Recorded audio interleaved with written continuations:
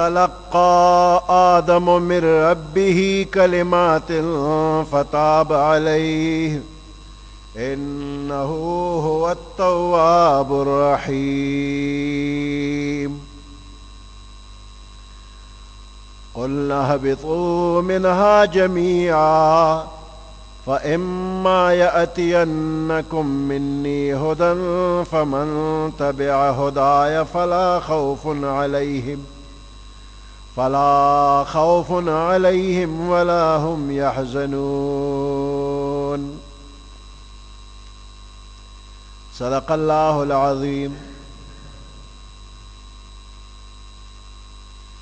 सूरत बकरा 36 नंबर आयत।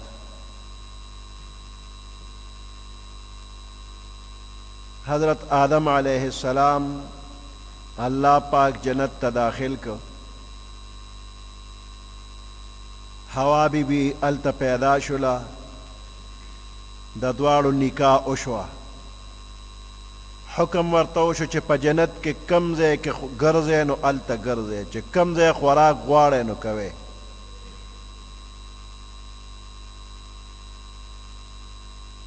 वला तक़रबा हाज़िहि शजरता यौ खास वना दागे न मनआ रागलला देता निज़दे कदरे मशा फ़तकूना मिन अज़्ज़ालिमीन कनी तासु द्वाड़ा बा पजान बाने ज़्यादती कौन की शे। उस दगा खास वना दागी नुम पा कुरान की यो ज़िक्र चरता अल्लाह न दे वेले चे दा गनम वना दा पदे टोल कुरान की चरता दा निश्ता चे दगा वने सनुम दे चे आगा गनम दे ओ का अंगूर दे ओ का इंजर दे सशे दे अल्लाह पाक मुबहम वेले दे ताईन न दे करे।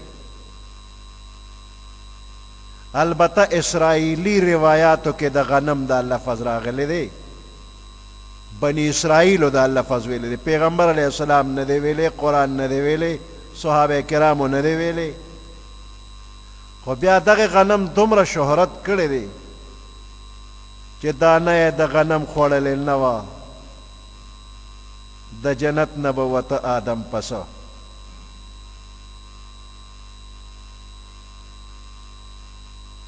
बस गनम मशहूर शवे दे गनम न दे अर्स शे चे दे खुदा पाक मुबहम परेखे दे नमंग सकार चे मंगो पसियो लगु चे खामा काफलाने वो नदा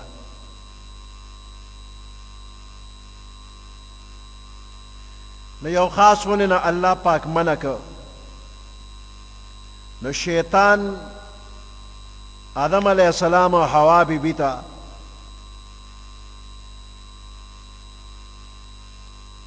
धोखा वर्कला वे दी वने ता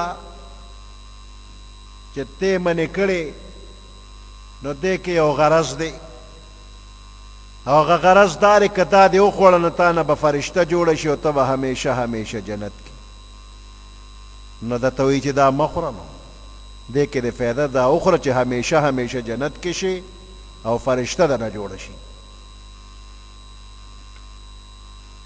او کله ورته وي چې دا خو تا په ابتدا کې چې پیدا شولې نو ته کمزورې وې نو دا ستا ازمولی نه شو نو اوس خو تکړی که خیري اوس یې خوره اوس یې ازمولی شي هغه وخت کې منې کړ اوس دې نه منې کوي ماشوم چې پیدا شي نو خلک نرم نرم خوراک ورکوي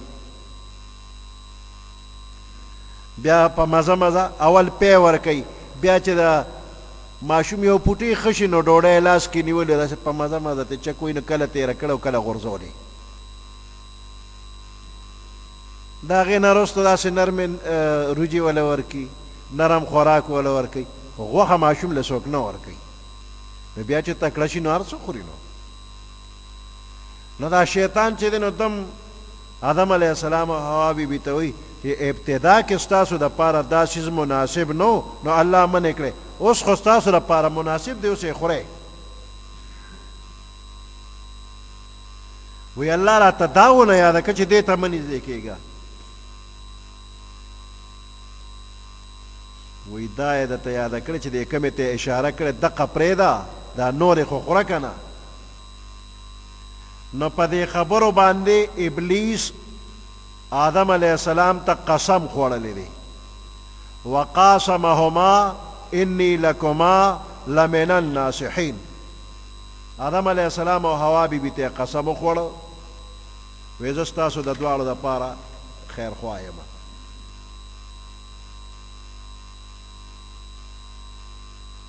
نو آدم علیه السلام زړه کې رالل چې د الله په ذات په دروغه څوک قسم نه خوري دی به رښتیا وایي.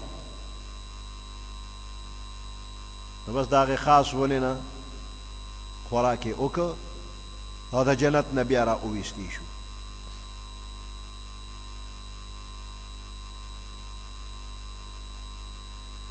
سوال دا دی چې د ابلیس لعین دی چې الله د خپل درباره وشړه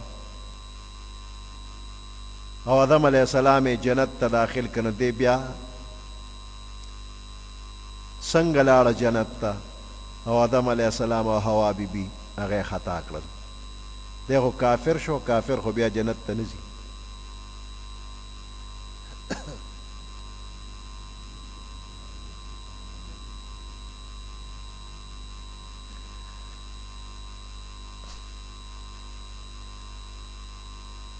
نو یو جواب دا دی د دنیا د حالاتو ته وګورئ که نه یو صدر یا وزیر اعظم چې هغه صدارت او وزارت یې ختم شي نو سمدستي یې د هغې خپل مکان نه وباسي. حکم وشو چې د صدارت او وزارت ختم شو خو څو ورځې دی بیا هم هلته ځي او راځي خو هغه اعزاز یې نه وي کم چې مخکې و. سلوټونه ملوټونه بیا ورته ني. نو ابلیس ته چې کومه مرتبه مخکې حاصله و هغه مرتبه ترې واخیستې شوله او څو ورځې داسې که تګ راتګ یې کو نو هغه زوړ اعزاز باندې نه. نو په دغه طریقه دی ورغې جنت ته او آدم علیه السلام سره یې خبرې وکړلې. یو دغه شوله. دویم دا چې د موجوده وخت کې تاسو ریموټ کنټرول ماشومان هم پیژني. بټن به د لاس کې نیولي او موټر به د چېرته لرې ولاړي چې ور روانېږي دی دی نه بټن وانو ګیټونه به درته کولو شي. نو دغه ریموټ کنټرول دا طاقت خدای پاک دی ابلیس له ورکړی چې دی د لرې نه خپل تصرف کوي. دی اړو جنت ته ورغلی نه دی او د بهر نه خبره خپله ور رسولې ده.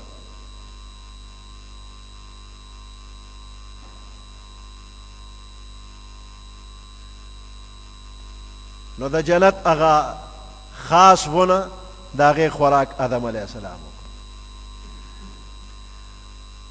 او په دې سکول کې بهر لوی میدان دی یو اړخ ته کمرې دی او پکې کړکۍ لګېدلې دي خو بار طرف ته کلاس کې استاذ ولاړ دی سبق ښیي او هلکان ناست یو کس چې هغه پاس اخیستی بار وتلی دی.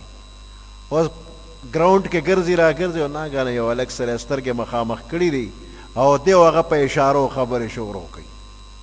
نو دا یو هلک خو د کلاسه بار دی د استاد د نظر نه پټ دی. په کلاس کې دننه هلک سره په اشارو کې گپ شروع کړ. ناګانه د کلاس کې دننه ناس هلک وخندل. استاد پرې راباندې که ولې خاندې د یرې علم نشي ویلي چې بار هغه فلانې چې نه هغه داسې داسې کار وکړه. خو دننه هلک په استاذ وو. نو داسې دا ابلیس بهر و د بهر نه څه اشارات مشارات کړي دي په هغې باندې دا دونه خبرې رسولي دي.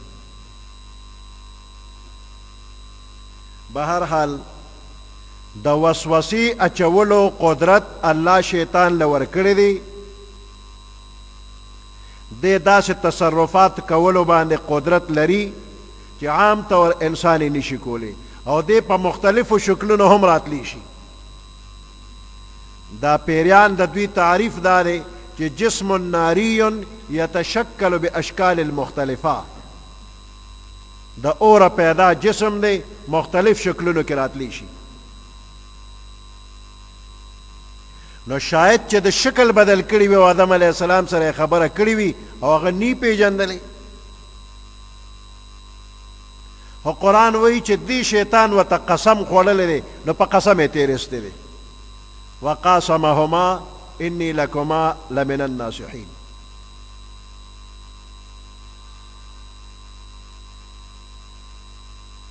نو چې کله هغه خاص ونې نه خوراک وکړ نو د هغې نه پس د جنت نه را اویستی شو.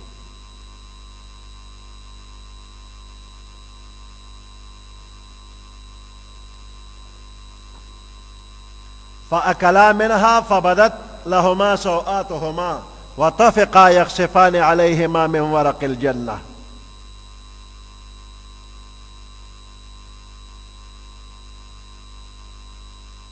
چې آدم علیہ السلام او حوا بی بی دواړو خوراک وکړ د هغې شجره ممنوعه نه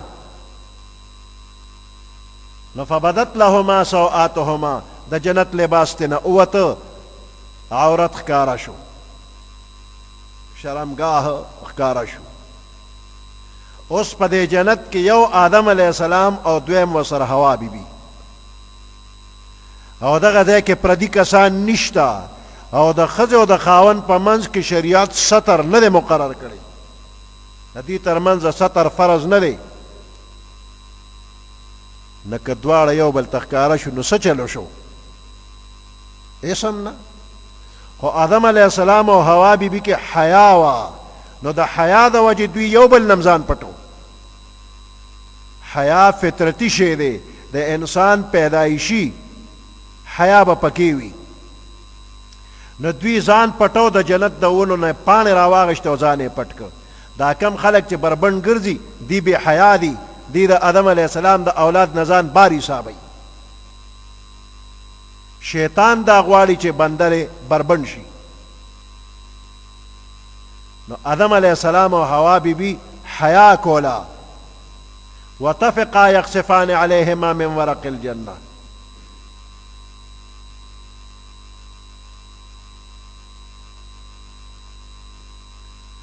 شیطان تیرېستل او د جنت نه را بهر کړل. نو خدای پاک دوی ته وی اوځئ دواړه لاړ شئ تاسو هم ځئ او ستاسو چې کوم بچي پیدا کېږي نو هغه ستاسو په شاګانو کې دی هغه دې ځي. و مخکې الله پاک آدم علیہ السلام ته ویلي چې دا شیطان دې د نه ګورې ځان ساته ان هذا عدو لک ولزوجک. دا شیطان چې دی نو د استام دشمن دی او ستا د بیبي هم دشمن دی. فلا یخرجنکما من الجنة. نو دې د تاسو دواړه د جنت نه ونه باسي فتشقا کني تاسو به مشقت کې واقع شئ.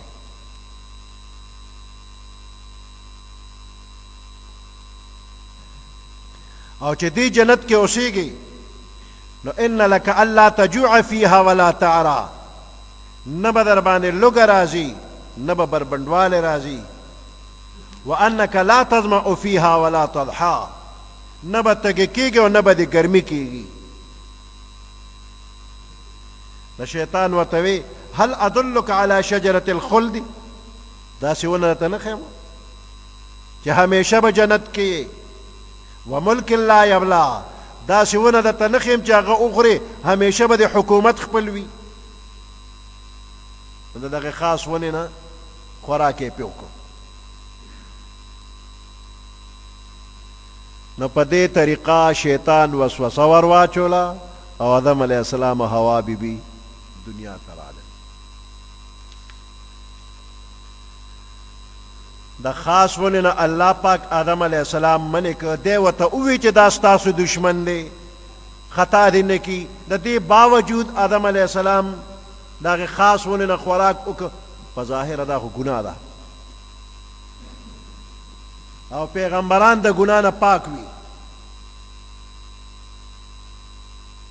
عقلا نقلا د ټولو ګناهونو نه پیغمبران پاک او څلورو مذهبو امامان په دې متفق دي چې پیغمبران د وړې او لوی ګناه دواړو نه بچ دي. بعض عالمان وایي چې وړه ګناه ته کېږي خو جمهور امت په دې دی چې دا خبره غلطه ده. وړه ګناه هم د پیغمبر نه نه کېږي. وجه دا ده چې پیغمبر یو کار وکړي نو هغې ته سنت وایي امت به هغه کار خامخا کوي دا زموږ پیغمبر کړی نو دا سنت دی او دی کې ثواب او چې پیغمبر خطا کار وکړي نو خطا ته هم سنت وایي خطا ته خو سنت نه وایي او بله دا پیغمبر الله پاک د تمام مخلوق د پاره یو سمپل را لېږلی وي یو نمونه را لېږلي ده ته وګوره او دقسې ځان جوړ کا نو چې هغه خطا شي خو ټول خلک به خطا شي نو پیغمبران د ګناه نه الله پاک پیدا کړي دي مقتدا دي قوم به ورپسې اقتدا کوي که څوک دا وایي چې د پیغمبر نه ګناه کیږي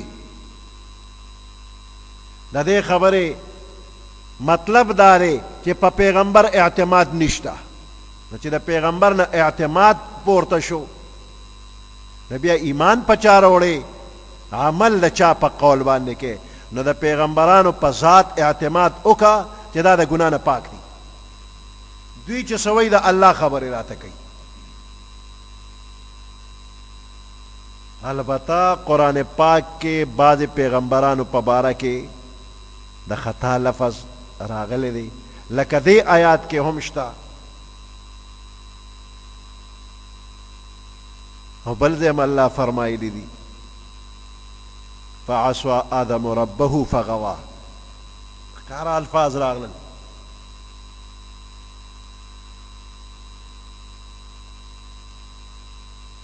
پیغمبرانو نه که څه شوي وي نو قصدن عمدن یې نه دي کړی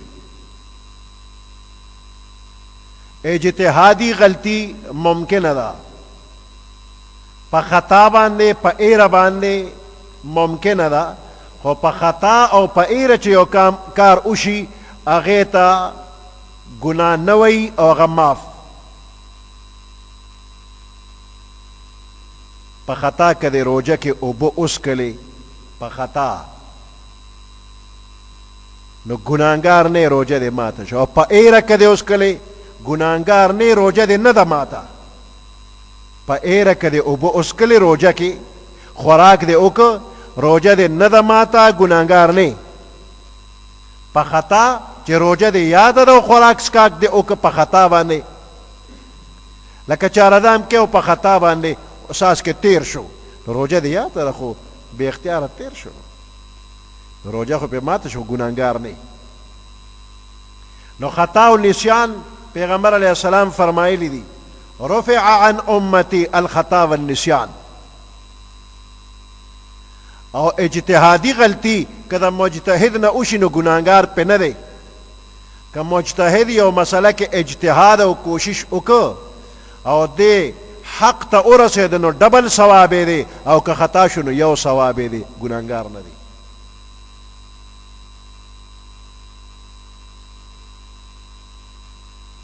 خو د پیغمبرانو شان ډیر اوچت دی مقام ډیر اوچت دی نو د لویو خلکو ورکوټې غلطي غټه غلطي ګڼلی شي حسنات الابرار سیئات المقربین د عامو نیکانو خلکو نیکی هغه خدای ته ډیر نږدې خلک دا د هغوی بدي ده هغه داسې ویل کوي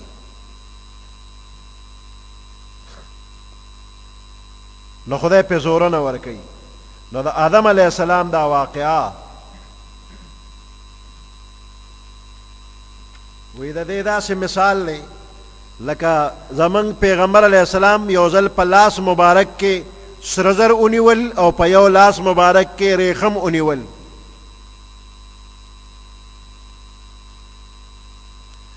او وی دا زما د امت په نارینه حرام دي اشاره یې ورته وکړه ریخم او سره زر وی دا زما د امت په نارینه حرام دي د دې څه مطلب چې دا لاس کې دي نو دا حرام که د دې د جنس ټول حرام دا مطلب چې د دې د جنس ټول یعنی سره زر او ریخم د امت نارینه لپاره حرام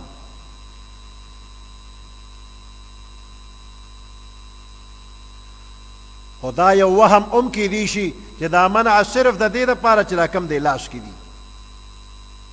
نو دغه شانته آدم علیه السلام هم دا خیال وکړه چې دې کمې ته اشاره وشو دقه ونه حرامه د دې میوه حرامه د دې د جنس دا نور به نی حرامه ځکه شیطان قسم خوړلی دی راته چې زه درته رښتیا وایم او ستا خیرخوا یم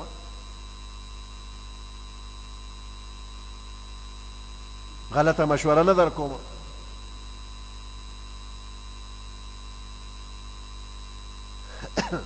نو دې ته اجتهادي خطا وی او الله په خپله فرمایي فنسیا ولم نجد له عزما آدم علیه السلام نه خبره ایره شوله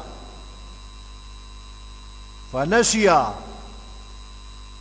بندیان نه وی الله وی آدم علیه السلام نه خبره ایره شوله او په ایره خو ستاسو روژه ماتیږي څه ګناه ورته نه وی نو فنسیا ایره شوتي ولم نجد له عزما او موږ د ده کلکه اراده نه ده موندلې چې د ګناه اراده یې کړې ده د مخالفت اراده یې کړې چې ته مې منې کې نو اومې زه خورم داسې اراده نه وه نو چې قصد او اراده پکې نشته او خبره هم ترنه ایره ده نو دې ته ګناه نه وایي اجتهادي خطا ورته وایي خو د پیغمبر شان اوچت دی نو الله پې زوره نه ورکوه ولې دې ایره کړله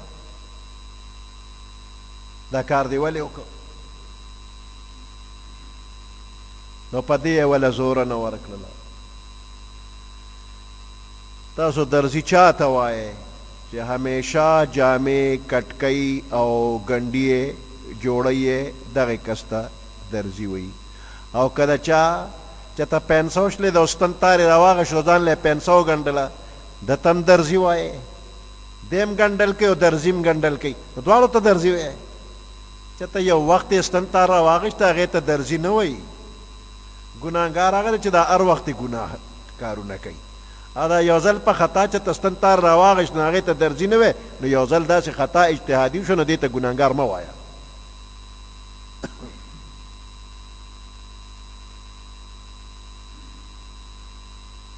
نو آدم علیه السلام د جنت نه بهر را اویستی شو حوا بیبي هم بهر راغلله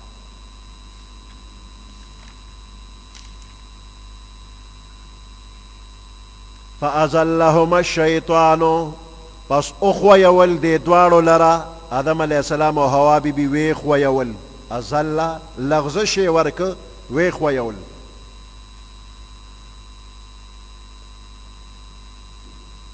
فازلهما الشیطان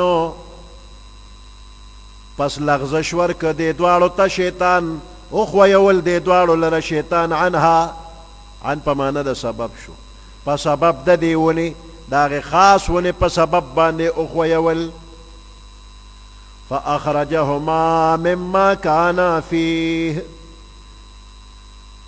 فاخرجهما پس راویویستل دې دواړو لره مما د هغې عزت او د راحت نه کانا فیه چې دا دواړه پکې وو آدم علیه السلام او حوا بیبي چې کوم عزت او راحت کې وو د هغې نه یې راوویستل وقلنا اهبطوا بعضكم لبعض عدو من اویل کوز شی تاسو وقلنا اهبطوا من اویل چې کوز شی تاسو د جنتونو نو د اسمانونو نه دنیا او ته لاړ شئ داسې حال کې چې بعضکم لبعض عدو بعض ستاسو به د بعضې دشمنان وي دواړه یو بل سره دشمنان به یې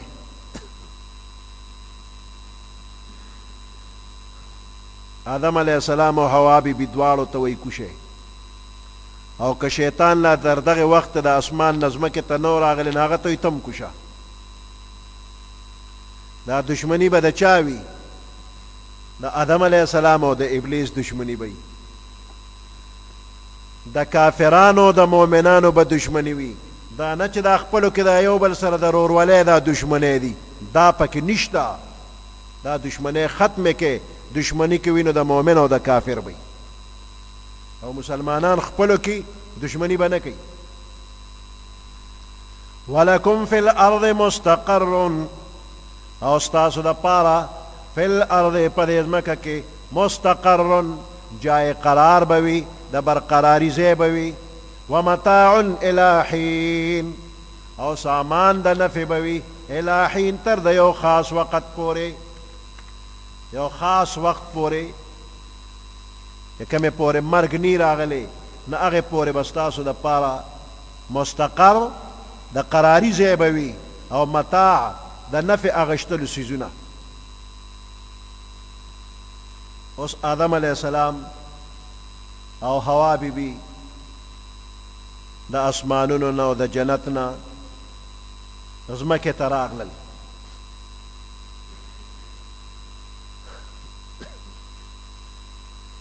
آدم علیه السلام د هندوستان په ځمکه باندې د جنت نه راغلی دی.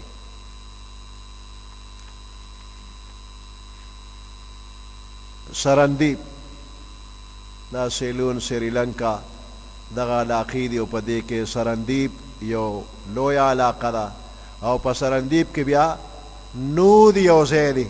نود نو په دغه ځای باندې آدم علیه السلام راکوز شوی دی او دا نود داسې د غر د پاسه اوار ځای دی. حوا بیبي چې ده نو دا په جده باندې راغلی ده. وی جدې ته جده ځکه وایي چې جده خو نیا ته وایي که نه، نو دغه نیا بیا په دغه ځای راکو شوې ده.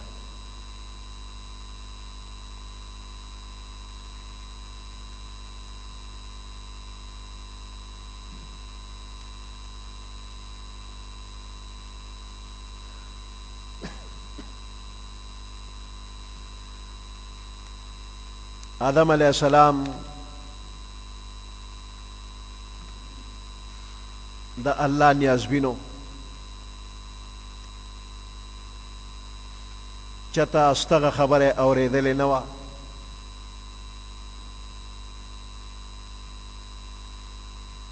الله خفه شو.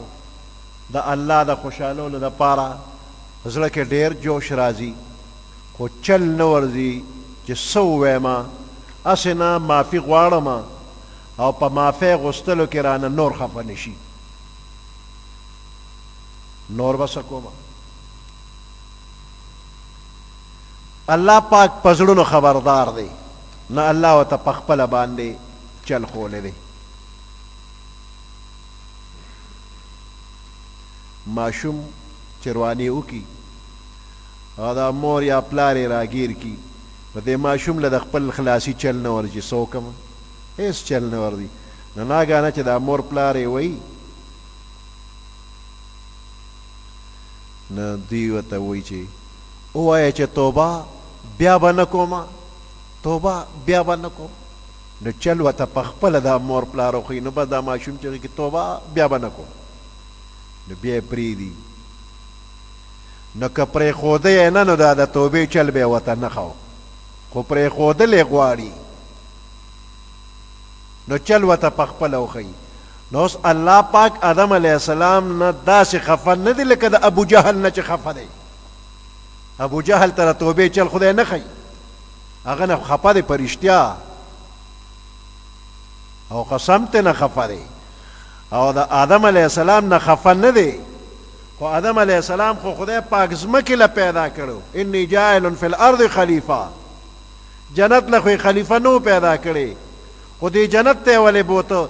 دی ورته خول چې ته په دنیا کې وخت تیر کړي، نو که ښه وخت تیر کړي نو دا ځای دې په خپلو سترګو ووینه، دې ځای ته به دې راولم. نو که بوتلې نو نو دومره به ذهن ته هر څه پوره نو راغلی، نو الله وله ذهن ته هر څه په راوستل چې په خپلو سترګو ووینه دا ځای جنت دی. نو جنت یې ورته وښو. اوس چې د جنت نه داسې بېبانې وباسي، نو خفه به شي چې یا خدای ولې مې وباسې، دا دونه ښکلی ځای دی ما وباسې، زړه له به یې ګیله راشي. خدای ورته دا طریقه جوړه کړه چې دې ونې ته مه نږدې کېږه، او هلته هغه بدبخت یې ورپسې کړه چې ورته لمسونو که چې وخوري، نو چې راوځي نو ځان به ملامته کړي، ما ته به ګیله نه کوي چې ولې مې وباسې. نو چې بهر راووته نو بیا ژړل، په زړه کې دننه دننه جاړي، په زړه کې دننه ګیله معنه خفګان راځي چې خدایه څه وکړمه، خو په خولې څه نه وایي نور رانه خفه نه شي. نو خدای خو پرې پوه دی، د خدای خو دوست دی، د خدای خوښ دی، نو خدای ورته په خپله چل ښیي. فتلقى آدم من ربه کلمات، کلمات یې ورته وښول.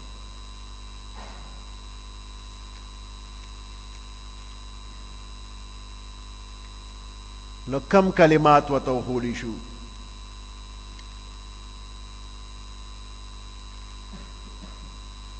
نو بعض عالمان وی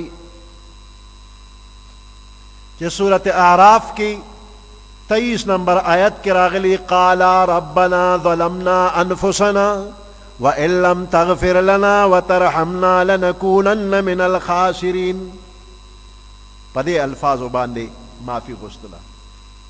آدم علیہ السلام او حوا بی بی دواړه وی ربنا ظلمنا اے زمنګ پروردگار موږ په ځان باندې زیاتې کړې دي.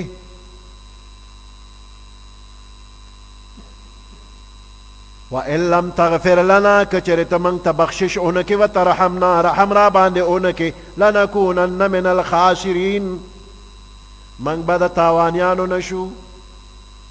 دا قول د حضرت جبیر مجاهد او حسن رحمهم الله تعالی دی.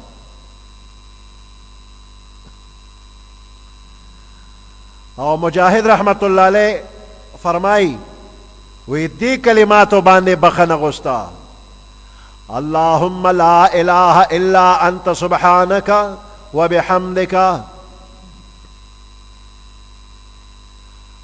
اللهم یا اللہ لا الہ نشتر لائق د عبادت الا انت مگر تی سبحانك پاکیتا تعالی را و بحمدک و سرد حمد سناستا رب انی ظلمت نفسی اے زما رب ما پزان بان زیادے کڑی دنو فغفر لی ما تبخنو کی انک خیر الغافرین بے شکت بہترین بخون کیے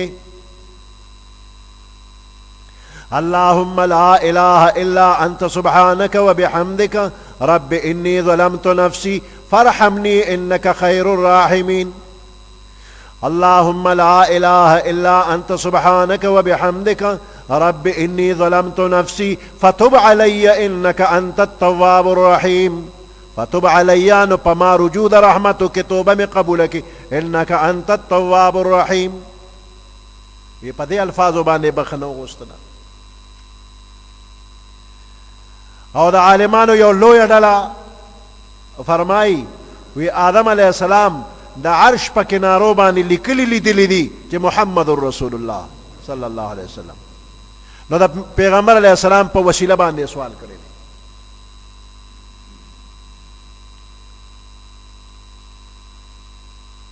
وی دا خبره تفسیر قرطبیم لیکلی دا جلد اول صفحه نمبر 324 تفسیر روح المعانی جلد اول صفحہ نمبر 237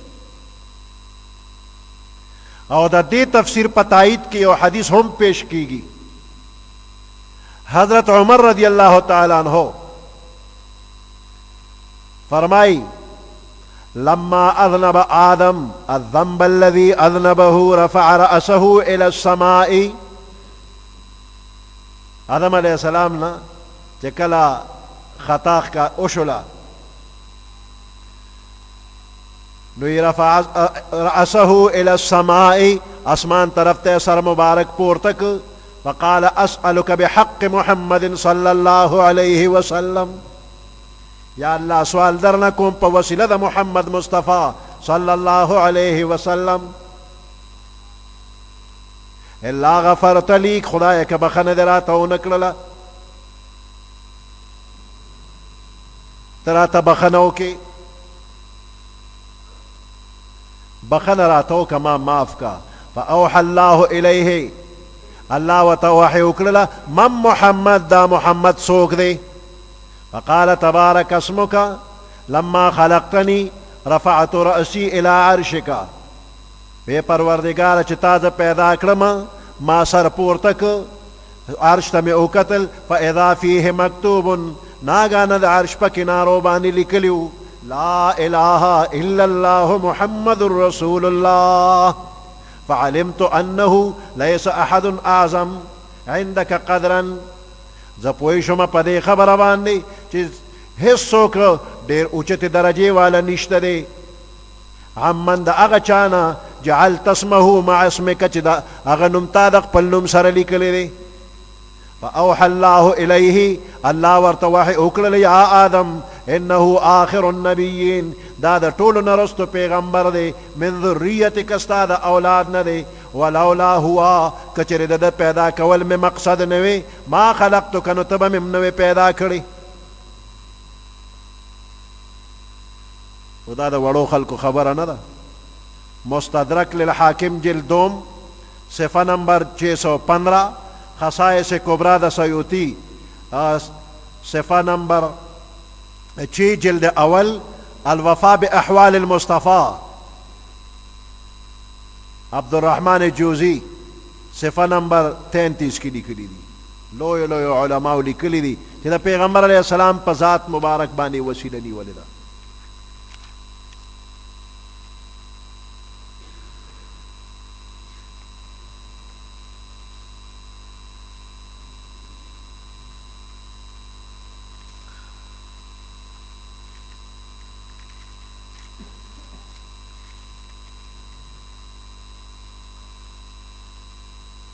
آدم علیہ السلام جڑا سو نہ کړې ده.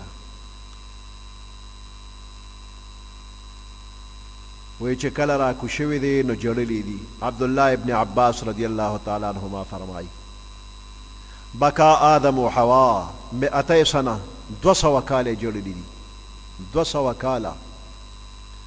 ولم یاکلا ولم یشربا 40 یوما، صلویخ ورځې خوراک نه دی کړی. آدم علیہ السلام او حوا بی بی دواړو څلوېښت ورځې خوراک نه و کړی او جړلې، او 100 کاله یو بل ته نږدې شوي مړه دي.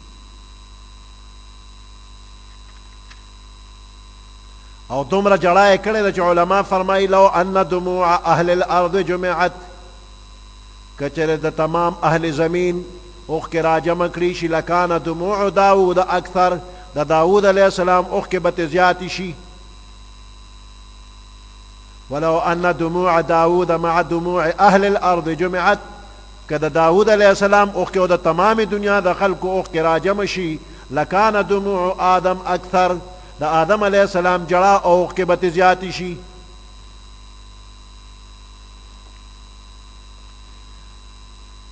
نو د پیغمبر علیه السلام په ذات مبارک باندې وسیله نیولې ده.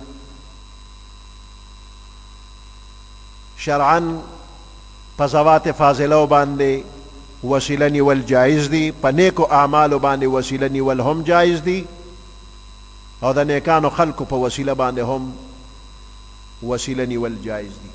الهی بحرمت فلان، یا الله د فلانی په توفیل باندې زما دا کارو کې د فلانی بزرگ په توفیل باندې بحرمت فلان دې ته وسیله وي.